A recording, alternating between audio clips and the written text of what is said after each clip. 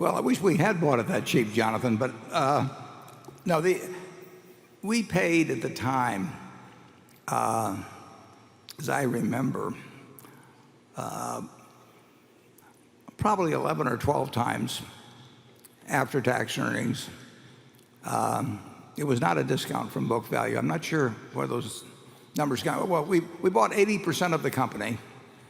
It was bought on the basis, as I remember, of $60 million of purchase price. So we actually, there was a second transaction involved in it, but 60 million was 100% value. We ended up with 80%.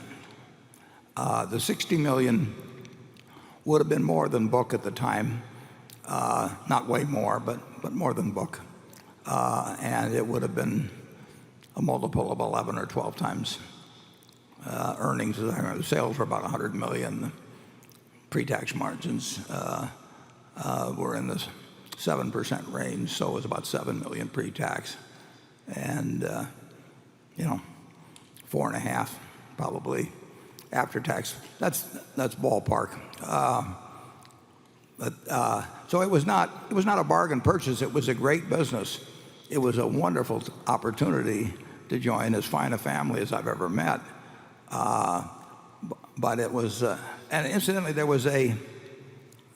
was another company, I believe, from Germany that was trying to buy it at the time, and believe it or not, Erskine Bowles of Simpson Bowles was representing them. My friend Erskine. I didn't know this at the time, and then I went out on my birthday, August 30th, 1983, and had that contract, which is in the annual report, and I gave it to Mrs. B, and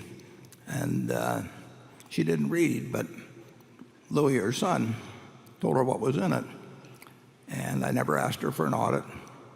I just asked her if she owed any money, and I asked her if she owned the building. She said yes, and we made the deal. But it was not a bargain purchase.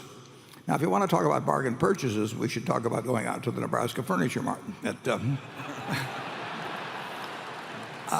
So far, in the days of this annual meeting, our sales, which were a record 40 million for the week last year, are up about, I think they're up about 7% now. And last year, of course, was a record. And on Tuesday, which was the first day, we did 7.8 million. And Berkshire owns the largest home furnishing store in Sacramento, California. We own the largest one in Boise, Idaho. We own the largest one in Salt Lake City. We own the largest one in Las Vegas, largest one in Reno. Our sales at the Furniture Mart on Tuesday were larger than the monthly sales of any one of those stores I've just named, being the largest ones in places like Sacramento. So it is a remarkable organization.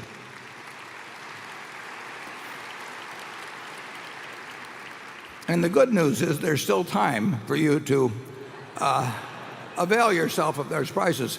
I would like to put in a plug for the Dallas store, where I was down there a week ago, and it's a plot of land like you wouldn't believe. It's a store like you wouldn't believe. It is 1,800,000 square feet under one roof, over 40 acres.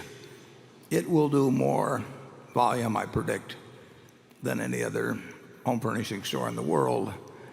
And I wouldn't be surprised if I could add to that by a factor of at least 2. It's a remarkable store. And I toured around it, and we're putting in streets, we're site preparation, utilities, racking, all these things. This wonderful woman, Michelle, who showed me around, and the Blumkins later told me that she had started work for Nebraska Furniture Mart as a cashier, and she is in charge of this many hundreds of millions of dollar project. It's a good thing about America. And at the end of the tour, she'd had this number 2 person walking around with us, who she was explaining some things to us too. And I learned at the end of the tour that number 2 was Michelle's husband. interesting pillow talk, you know. How many cubic yards did you move today, honey? You know.